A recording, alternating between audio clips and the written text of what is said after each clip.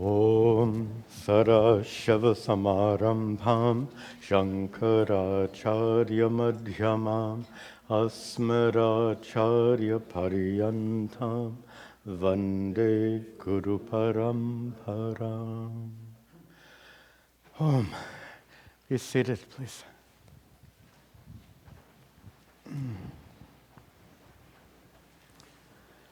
Om Parameshwara.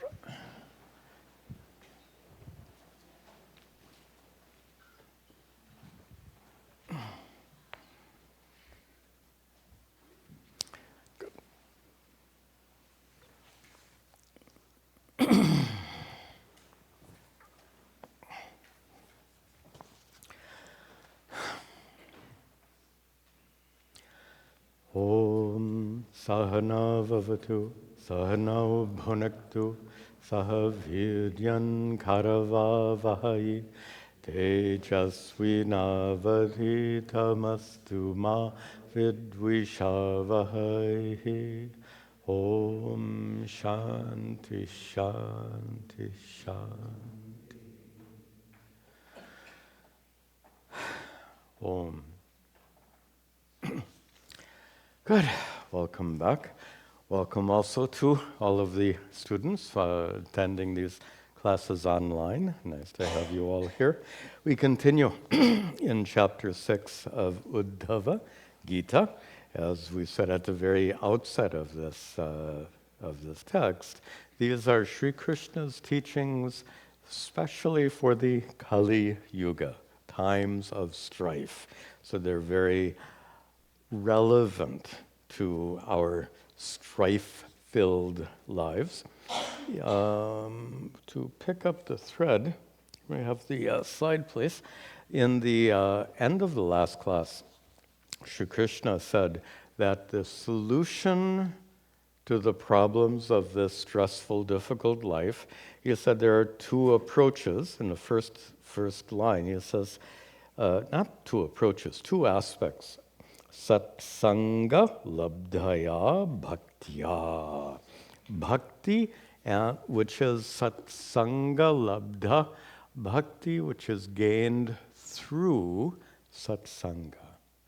And we discussed in our last class the importance of satsanga, and that topic is going to continue today. But Uddhava hears those two words, satsanga and bhakti. And he's curious. He really wants to know. Satsanga means association with those who are sat. Who are those? What kind of person is and sat, as we described in last week's class, sat here means sadhu. Sadhu in the adjectival sense of good. A good person. So who are those good saintly people with whom you should associate with? That's one of Uddhava's questions. His second question is, and what kind of bhakti should you cultivate through satsanga with those good people? So based on Sri Krishna's teaching in verse 25, Uddhava has some questions, and that's where we pick up the thread today. Uddhava uvacha,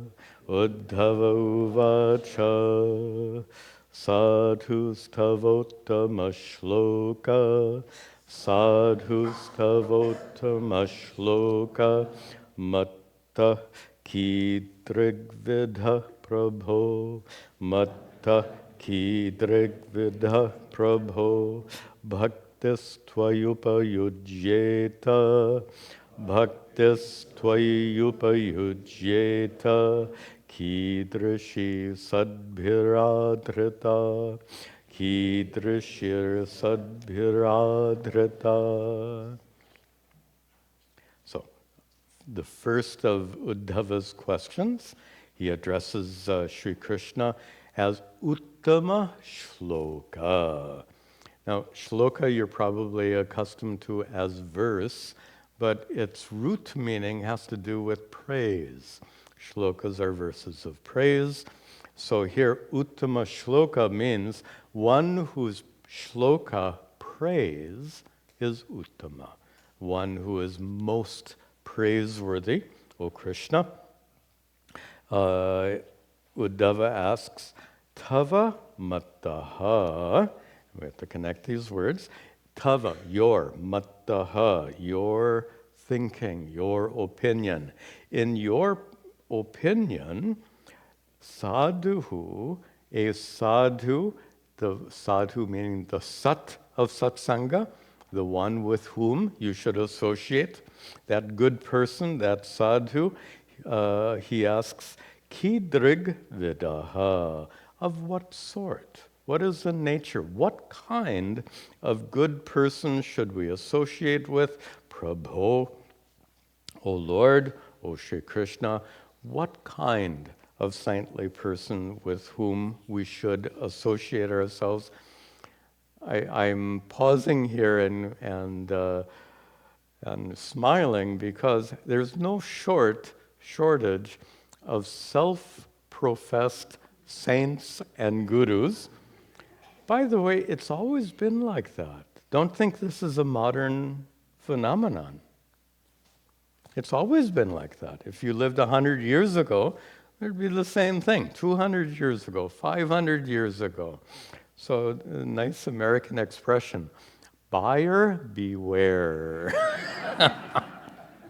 Which means it's up to you to discern who it is you should associate with. But that's exactly why Uddhava asks here, how can I recognize that person? How to tell the difference between a good person, a true sadhu, and a pretender, to use the word. So this is the first of his two questions. Second question, bhaktihi. So one was with whom should we associate for the sake of cultivating bhakti? And the second is, what kind of bhakti should we cultivate? So he asks that second question here, bhaktihi tu. And that bhakti, that devotion, twayi, upayujyeta. What kind of bhakti upayujyeta should be practiced? Twayi, towards you, Sri Krishna. Bhaktihi kidrishi, there's the word. What kind, of what nature? What kind of bhakti should be practiced? What kind of bhakti towards you should be practiced? Sadbihi, by good people, by saintly people, by your devotees, adrita, by your devoted devotees. What kind of bhakti should be practiced? These are the two questions. Today we'll get the first question. With whom should you associate? Next week will be what kind of bhakti should be cultivated. Now, question is complete. Uddhava doesn't stop. Sometimes people don't know when to stop, but you'll see that Uddhava continues here to show something very important. Let's see that. Etan me purushadhyaksha, etan me purushadhyaksha, lokadhyaksha jagat prabho, lokadhyaksha jagat prabho, pranatayanuраktaya, pranatayanuраktaya, prapannaya chakatyatam, prapannaya chakatyatam. The simple part here, etat me katyatam, the last word. Etat, this. And like we saw in the mantra, etat becomes etan due to grammar rules. This may unto me katyatam. Please tell me, O Krishna. Please tell me. And now the remainder of the first half is a very elaborate address of Sri Krishna. And Sri Krishna is addressed here as Purusha Adhyaksha, as the Lord of all people, as Loka Adhyaksha, as the Lord of all the worlds, as Jagat Prabhu, as the master of the world. So again and again, these big, big words, O great one. Why is he going on and on like that? You can imagine if you ask, oh, what a silly thing. They have these news conferences with these politicians. So can you imagine a reporter at a news conference saying, is it like this or is it like that? And then, oh, great one. So the reporter at a news conference is not going to praise the person, even though the person might deserve some praise. That's not the style in a news conference. It absolutely is the style in a scripture like the Bhagavata Purana. These terms of praise, we call it stuti. These terms of praise come again and again and again for an important reason. Absolutely, they would be out of place in a news conference, but they're absolutely appropriate in our scriptures. Why? It demonstrates Shraddha. Now, Shraddha is such an important word. It has different meanings in different contexts. Here, it doesn't mean faith. Can mean faith, and in many other contexts it does mean faith.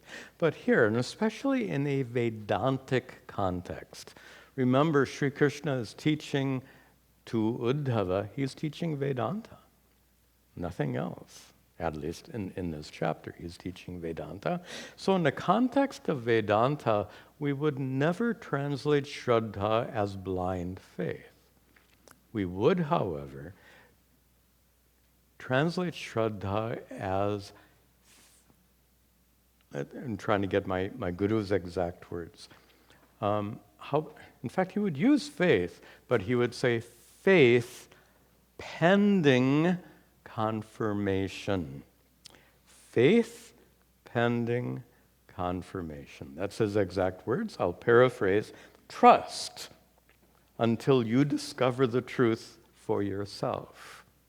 You trust the words until you can discover the truth of those words for yourself. You can see why blind faith would be a really inappropriate translation in this context. So faith pending confirmation, my guru's words, faith in what or whom, threefold. Faith in Ishvara, and again, trust pending confirmation. Faith in Shastra, scripture. And finally, faith in Guru. Again, faith pending confirmation. Kind of trust, I remember Pujya Swamiji using the word, you give the benefit of doubt. Even when you're in a college classroom, you gave the benefit of the doubt to your teacher. You didn't walk into the classroom thinking your teacher was an idiot. If you had that attitude, you probably wouldn't do very well in that class, but you had some trust, reasonably based trust that your instructor was a source of valuable information. That's a very healthy attitude, also a healthy attitude to have towards scripture and Guru. Okay, then, anything else? No. By the way, suppose your instructor revealed... that's interesting. When I was in college, engineering college, we had an instructor who every Monday morning would show up hungover. So, this trust doesn't mean you should ignore the shortcomings of your instructor. In fact, as a good student, you'd be wise to recognize the shortcomings of your instructor. For example, if he's hungover, not a good time to ask for a special favor on that Monday morning. And same for Guru. There's a tendency to put gurus on this pedestal, and by putting them on the pedestal, then we ignore shortcomings. Buyer beware. We should be objective. Okay, enough. Then, last part of his question. We said before, stuti, praise. So this is very much part of the style of the Bhagavata Purana, and not only Bhagavata Purana. Most of our scriptures have the same style. So Uddhava concludes his question, Tvam Brahma Paramam Vyoma, Tvam Brahma Paramam Vyoma, Purusha Prakriti Paraha, Purusha Prakriti Paraha, Avatirnosi Bhagavan, Avatirnosi Bhagavan, Shvechopata Pradak Vapuhu, Shvechopata Pradak Vapuhu. Tvam Brahma, O Krishna, you are the ultimate reality. You are Paramam Vyoma, the literally supreme space, which is a common term to describe consciousness, all-pervasive consciousness. You are the absolute reality. You are all-pervasive consciousness. Satyam Brahma, Satyam Jnanam Anantam Brahma. Famous statement, Yajurveda, Taittiriya Upanishad. Brahman is defined as Satyam, absolute reality, Jnanam, pure consciousness, Anantam, limitless. That's from the Upanishad. Here, Uddhava says that you are Purushaha, the being, conscious being, who is Prakritehe Paraha. The conscious being who is para, beyond Prakriti, nature. A conscious being who is beyond nature. Common way to refer to Ishvara, the God of the cosmos. Beyond nature, creator, sustainer, destroyer. The one who existed before nature, the one who sustains nature, and the conscious being who continues to exist when nature goes into a state of dissolution. And then, so this is referring to Sri Krishna. The technical term would be according to his swarupa, his true nature. For example, if I were to address you as Satchidananda Atma, I would be addressing you according to your true nature. But then I can also address you by your given name, and that's what Uddhava does here in the last part. He says, Bhagavan, O Lord, avatirnaha asi. You have avatirna. And you can get from my expression, you can perhaps guess the meaning of that word. You have descended. You have taken a human incarnation of avatirnaha. You have come down to this earthly plane in the form of a human being. Swa itcha upata pratak vapuhu. That's one word, by the way. You are one who's vapus. Vapus, this is vapu. So we're talking about not my body, but the body of Sri Krishna. So Sri Krishna's body, his pratak vapu, his individual body, his appearance, his upata was gained, was acquired, swa icha, through his own desire.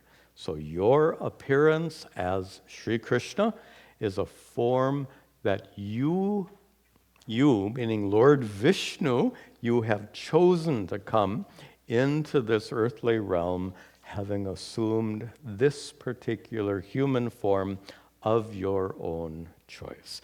So with this introduction, this concludes Uddhava's question And he concludes with all of this praise, both praise of Sri Krishna's Swarupa as Brahman and praise of the individual avatara, incarnation, standing before Uddhava. Then we get Sri Krishna's response. Shri Bhagavan Uvacha, Shri Bhagavan Uvacha, Kripalurha Krita Dohas, Kripalura Krita Dohas, Tatikshu Sarva Dehinam, Tatikshu Sarva Dehinam, Satyasaro Navadyatma, Satyasaro Navadyatma, Sama Sarvopakarakaha, Sama Sarvopakarakaha. This is Sri Krishna's response to his first question. First question was satsanga, association with the good people. Who are those good people? How to recognize such a sadhu. And again, sadhu means here good. Sadhu is a nice word. Of course, we know oftentimes a saintly person is called a sadhu, but its basic root meaning is good. And in fact, if I made this bad joke, if we lived millennia ago and we were attending a drama of Kalidasa, at the end of the drama, how will you respond? Now, shabash is Hindi, bravo is Italian. So you can, so then how? Sadhu, sadhu is the proper Sanskrit.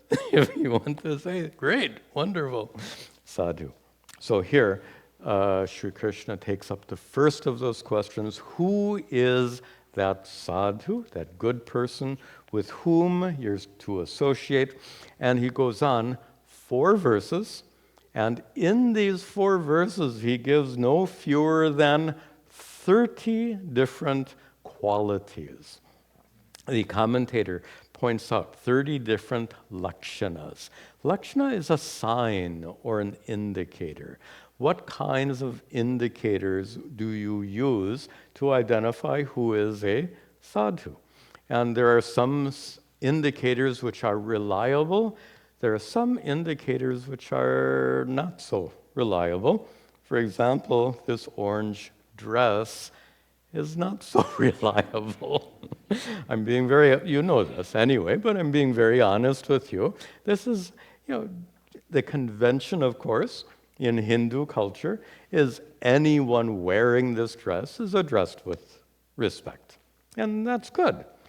But even though you address the person with respect, it's wise to keep in mind that what do they say? Dress does not make the person. Some expression like that. So you have to find out, do they live up to the ideals of this dress?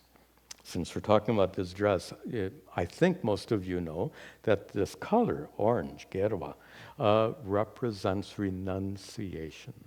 So this is the dress of a renunciate, the dress of one who has renounced worldly life.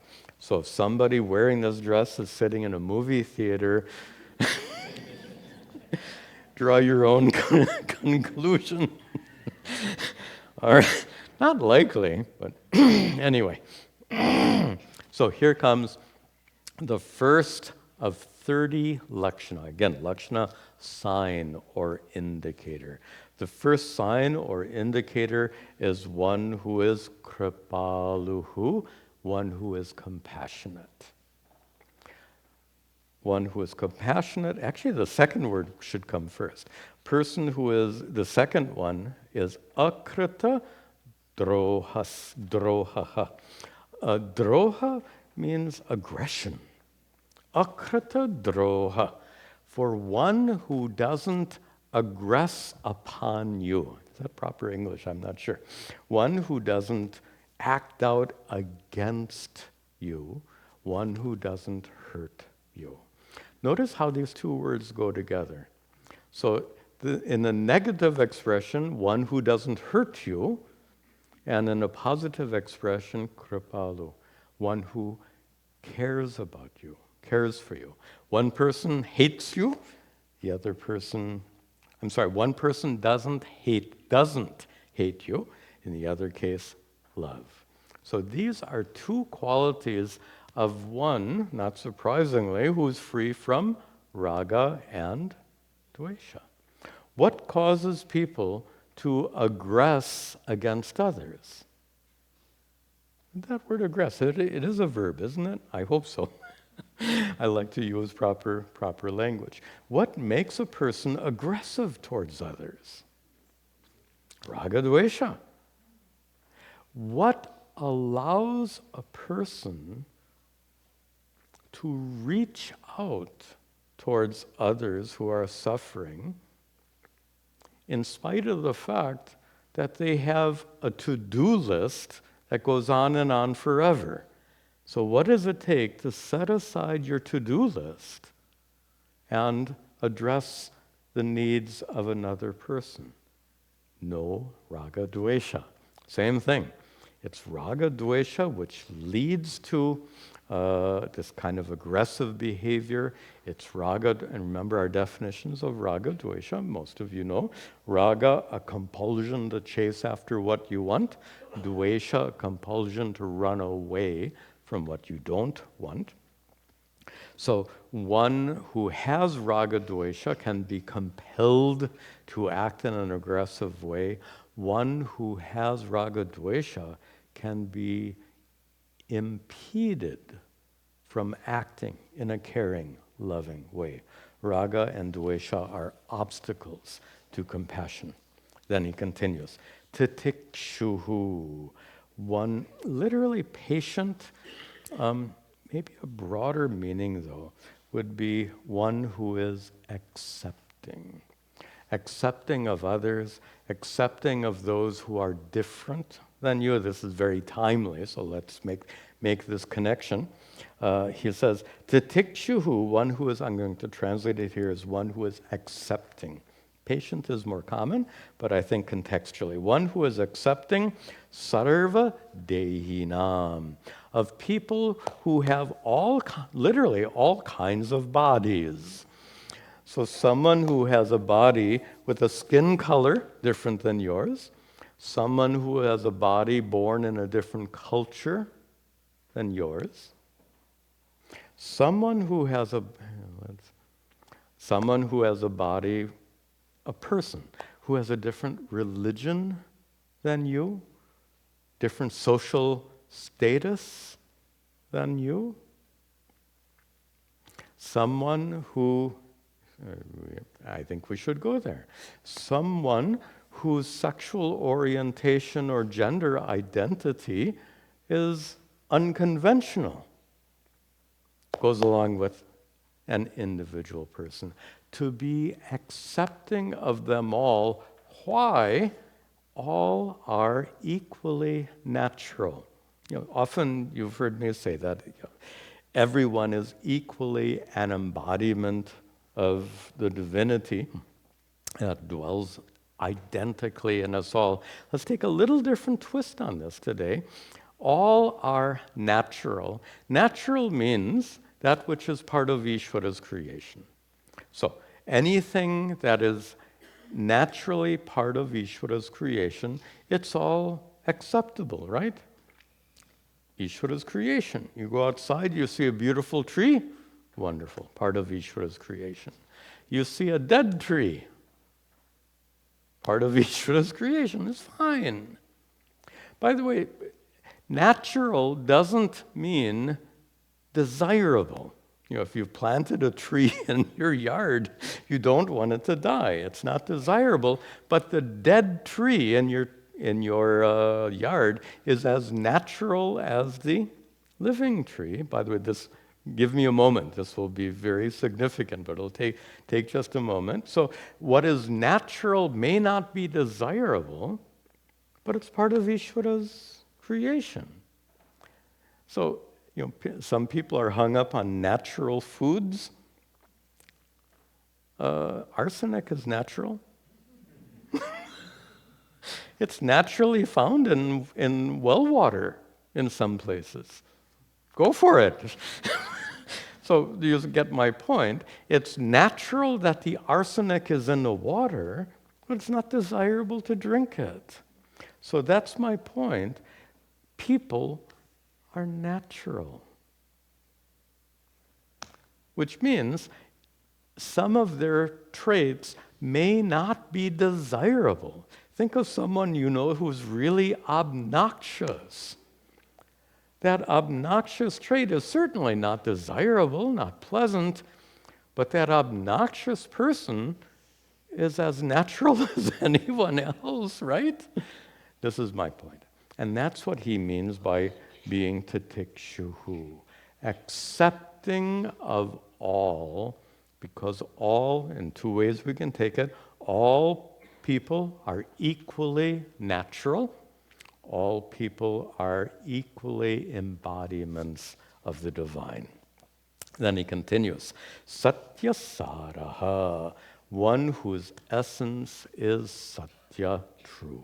One who is committed to truth, one who is committed to avoiding untruth, also connected with the next word, anavadhya atma.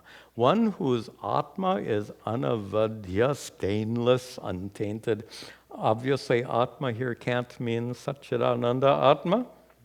Atma here means mind, as it does in many, many places. One whose mind is stainless, one who is committed to truth, one who follows dharma. And he concludes here, samaha, the one who is the same, again, accepting of all. And I'm going to come back to this one because there's, in modern English, we call it blowback.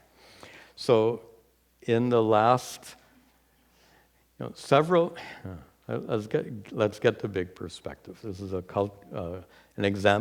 observation about culture, Western culture, but really applies to all culture. About 40 years ago, there was this women's movement. Women previously in Western culture had a secondary role, and that movement was to recognize that women are samaha, are the same. That is, equally entitled to opportunities. Good way to put it, equally entitled to opportunities. Then about a decade after that, there was a gay liberation movement. Same thing, right? By the way, just so that you're not confused, no one chooses their sexual orientation. If you've heard that, it's wrong. There's lots of wrong information out there. Disinformation, they call it. Fake news, they call it. No one chooses. Why would you choose to be in such a way that guarantees you're going to be different from everyone else and be discriminated against? Would you choose that? Or even better, and pardon me for making these points, but really timely. Could you choose to change your sexual orientation? Silly, right? So my point is that no one chooses to be gay or bisexual, whatever, lesbian. It is what it is. It is as natural as anything else. There are, by the way, natural means, I'm giving this a little extra attention because it's very timely. People argue it's unnatural. Animals have gay sex all the time. Research it. Same-sex activities amongst dozens and dozens of animal species is common. So don't argue that it's not natural. Again, you may consider it undesirable. If that's your opinion, absolutely fine. Everyone is entitled to their own opinion. Undesirable, fine. Unnatural is wrong. Okay, so for this reason, samaha. So we went from the women's liberation movement to the gay liberation movement, and in the last couple of decades, it's been transgender. And please understand, sexuality is who you love, and gender is what gender you identify yourself as. They're completely different things. You can educate yourself about it if you're not already. But my point here is that just as no one chooses their sexual orientation, no one chooses their gender identity. You feel male or female inside because that's who you are. Again, part of nature. And the reason I'm making an issue on this one in particular is what I said before, blowback. So there was after women's lib, after gay lib, then there was this trans movement, and now there's the blowback to this trans move. I'm appalled by the fact that dozens of states in our country have passed legislation to limit the freedoms of transgendered people. What is that?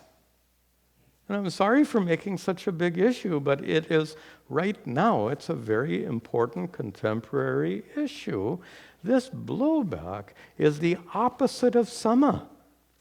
It means it is not okay to be like that. Well, like that is part of nature. And as I said before, you need not consider it desirable. You need not like it, if we can use that term. But it's as natural as anything else. Why this blowback? Sadly, it's part of this culture war that we're experiencing right now. And sorry, you can tell that I respond very deeply to this culture war. I think it's terrible. I think it's doing so much harm in this country. Anyway, let me stop there. All of that, though, samaha. If we had the idea of samaha, there would be no culture war. Which means the Democrat is sama, the Republican is sama, the Biden voter is sama, the Trump voter is sama. That means you don't have to agree. You don't have to like it. But equally natural. Biden voters and Trump voters are miles apart in many ways, but they're equally part of our world, nature, and in that way should be accepted. Okay. Sorry. Excuse me. Last word here, sarva upakarakaha, one who is helpful, upakaraka, to sarva, to all. To be helpful to all means not to put your agenda first and foremost. To be willing to set aside your agenda for the sake of helping others who might need help more than you do, probably do. Okay, let's continue. So these are the 30 lakshanas of who is a sadhu, who is a good person. Kamarahata ahata dhirdanto, kamarahata dhirdanto, mridu shuchira kinchanaha, mridu shuchira kinchanaha, aniho mita bhuktash, mita bhukshantaha, aniho mita bhukshantaha, stiro macharano munihi, stiro macharano munihi. Continuing on these 30 lakshanas, one who is dantaha, self-controlled. And because you are self-controlled, how is it that one is self-controlled? Turn it around. Self-controlled because kamaihi ahata dhihi. Dhi means buddhi, mind. Ahata dhi, one whose mind is not afflicted. Afflicted by what? Kamaihi, by desires. One whose mind is not afflicted by desires, that person is dantaha, self-controlled. Why? We all know too well, it's desires that compel you, not you personally, but people in general. Desires compel people to do wrong things. They're not danta. They're not self-controlled. Therefore, a self-controlled person is one who is not compelled by desire. Back to raga dvesha, free from raga dvesha. The next line is very, very nice. Mridu. The good person is literally soft, not harsh. Maybe there are places where harshness is needed. If you're raising a naughty child, maybe it's, what do they call it? Timeout. Which is harsh to the child. But so there are places for not being harsh, but mostly mom is mridu. And here the good person is mostly mridu, soft. And shuchihi, pure, pure-hearted, no enmity, no ill feelings, and akinchana, simple, someone who is, and here simple in akinchana in a materialistic way, someone who is not so, sorry for being a little sarcastic, some people are more interested in their cell phones than they're interested in you. A little problem. So akinchana, someone who is not so fixated on material stuff. A person who is anihaha. And iha is a kind of compelling desire. So one who is free from compelling desires, one who is metta book, diet plan. One who is moderate. Actually, book literally means not eating, but enjoyment. So metta book is someone who is inclined towards appropriate enjoyment. Metta book, appropriate enjoyment. And no doubt there's lots of inappropriate enjoyment. I don't need to specify them. So metta book, one who is given towards appropriate enjoyment, including food. Who says we shouldn't enjoy food? But enjoy in moderation.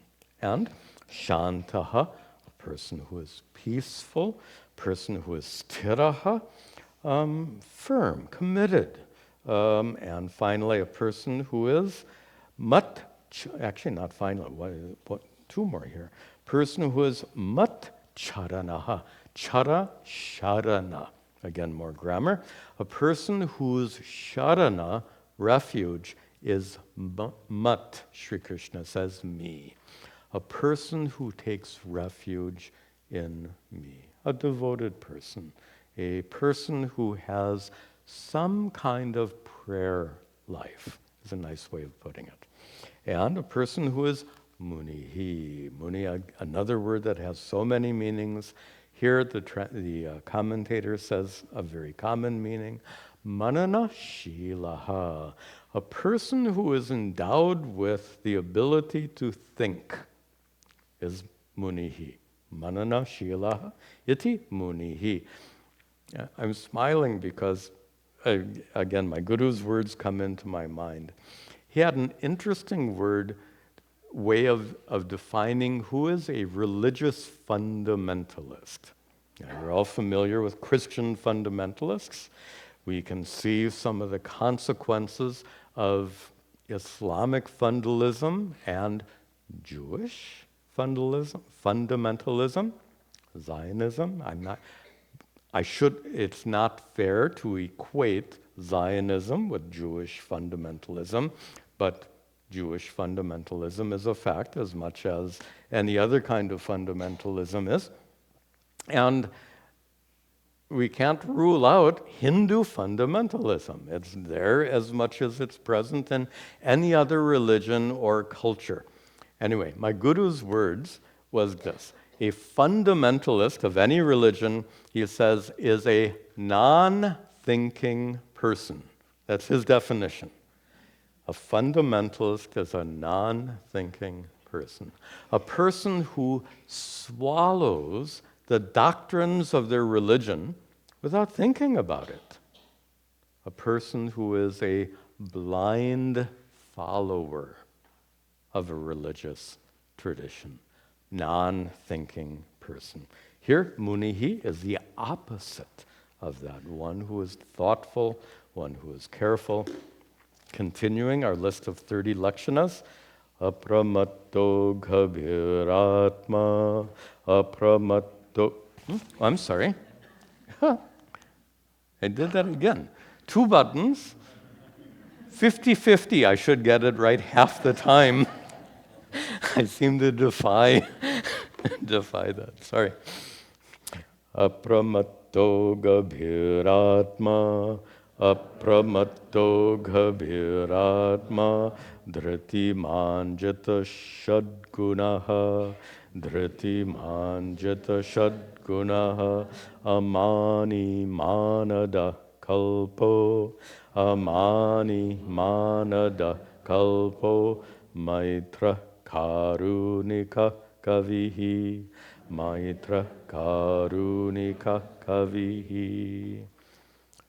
Oh, this really ties in with our discussion so far. Apramattaha. Attentive is fine, but pramada is an error, mistake. Apramatta could be well understood as a person who doesn't make a mistake. And why do we make mistakes? Every one of us, myself included, we've all made a lot of mistakes in life. We still have a few years left. We probably will make some more terrible mistakes, blunders they call them. How to avoid making those mistakes? Ghabhira Atma. And again, Atma here cannot mean Satchidananda. It has to mean mind.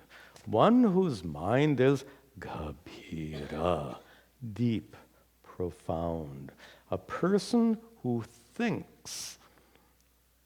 I can hear my mother's voice. Think before you jump, right? A typical mother thing. Think before you jump, before you do something, before you jump into some activity, think.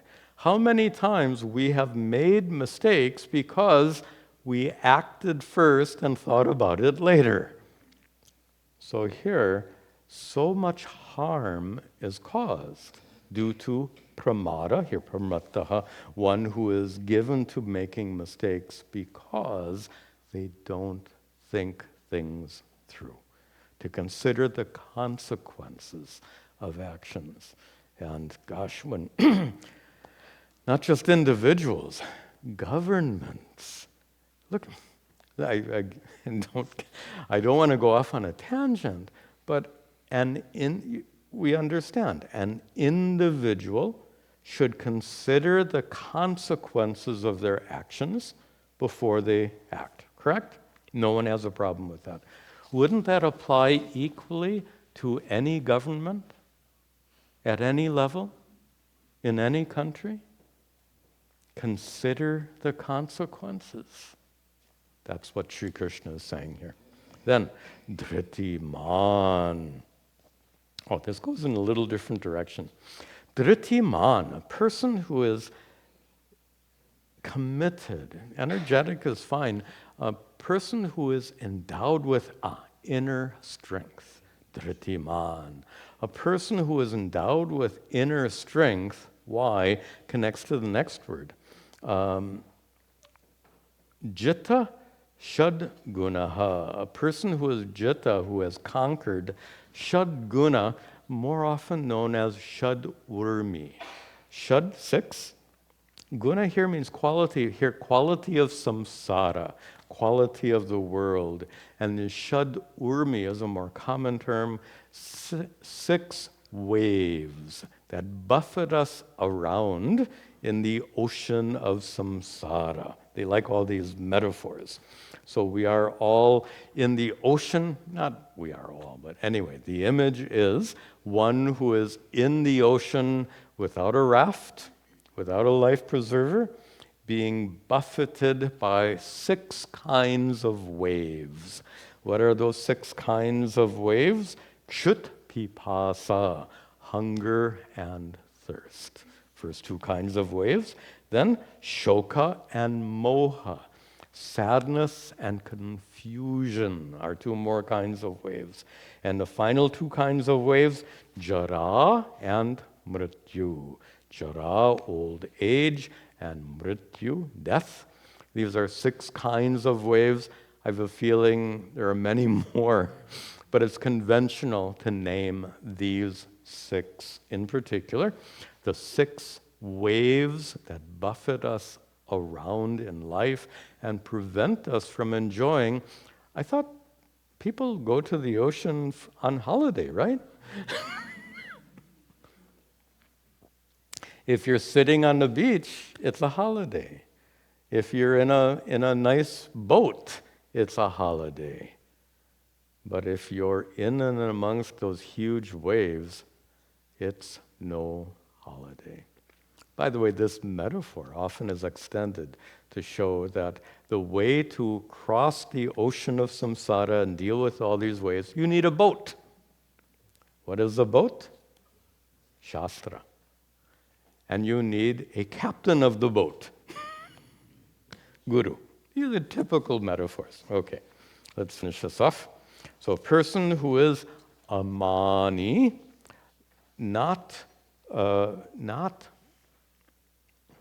person who does not have excessive pride in himself or herself. Simply humble, but really absence of pride is what it means literally. So not having pride in yourself, but rather manadaha, a person who gives respect to others. A person who doesn't demand respect, but a person who is prepared to give respect to others. What do we lose in giving respect to another? Let me give you, we'll finish with this first, but just a personal reflection is, it goes back to when I was manager of my guru's ashram. People would complain to me about all the problems with the ashram, and I would of course try to fix the problems. I would sympathize with them, but one thing I invariably did is I apologized for the problems. Now you might think, why apologize? If it's my fault, absolutely, I should apologize. But I apologize for many problems that I wasn't responsible for. Why? What do I have to, this is a strategy you can think about for yourself. What do you have to lose by apologizing for something that you are not directly responsible for? Generally, people don't want to apologize unnecessarily because it makes them feel small. I don't get that. To me, if an apology, even when you're not directly at fault, if an apology makes the other person feel good and helps to rectify a problem, wonderful. And the point I'm making is to be able to apologize for something you didn't directly cause, indirectly, yeah, but something you didn't directly cause. To apologize is a good example of these 2 words. Amani, don't demand respect, and manada, give respect to the other person. Kalpaha, a person who is skillful. And the commentator added a brilliant comment here. He says, Parabodhena, you are skillful because you have been taught by someone else. You're not born skillful. None of us are born skillful. We gain skills as we go through our lives. How? Of course, our own efforts are involved, but we receive so much from our teachers. All kinds of, not just spiritual teachers, all kinds of teachers. So kalpaha, a person who is skillful because they have been properly taught.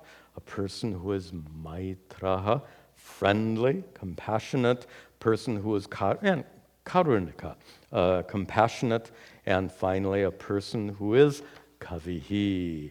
Now, some of you know kavi as poet. We're not saying a person who is poetic. Who is poetic. That's not the point here. In Sanskrit, the word kavi often means a wise person, frequently used in that sense. So a person who is wise, and please connect that with the first line here. Wise means your wisdom should be available to you. The problem is, when our emotions get stirred up, that wisdom might not be available. Our wisdom gets overcome by our emotions. Our emotions take over and overrun or supersede, as it were, our wisdom. So the first word, apramattaha, a person who doesn't make mistakes by having their wisdom overwhelmed by their emotions, and as a result, they're driven to do the wrong thing. So Sri Krishna, really, these words are chosen with great care. I'm really impressed. As you know, I'm teaching this for the first time. I'm really impressed so far by this text. The choice of these words that he's using is they're really helpful. And there's still a few left. There are 30 lakshanas. When we meet next week, we'll conclude the remainder of these 30 qualities of a good person with whom you should associate. And then we move on to the next topic, which is bhakti. All right, the announcements very briefly. Tomorrow we have our Vedanta class, brilliant text of Sri Shankaracharya at 10 o'clock. At 11 o'clock, satsanga, come with your questions. And I'll also mention Mahashivaratri is Friday evening, I think it's celebrated here. And we will have maybe an abbreviated celebration in our meditation session. So at 10 o'clock, the first part of our class will be a Manasa Puja, worship of Lord Shiva, and then followed by meditation. So that's next Saturday at 10 o'clock. Okay, we'll conclude with our prayers at the altar.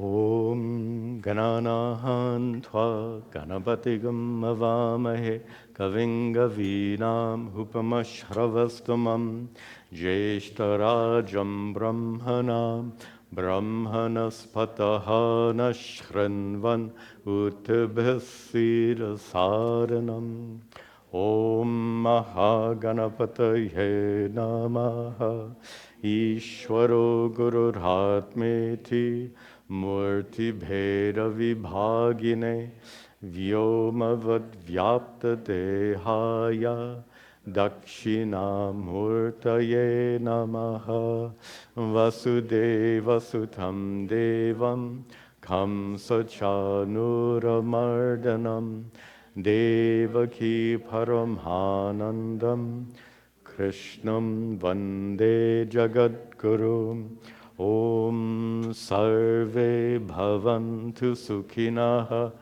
Sarve santu niramayaha, sarve bhadrani pashyantu, ma kaschid dukkha bhag bhavet, asato ma sadgamaya, tamaso ma jyotirgamaya, mrityor ma hamratangamaya. Om Shanti Shanti Shanti. Om Tat Sat.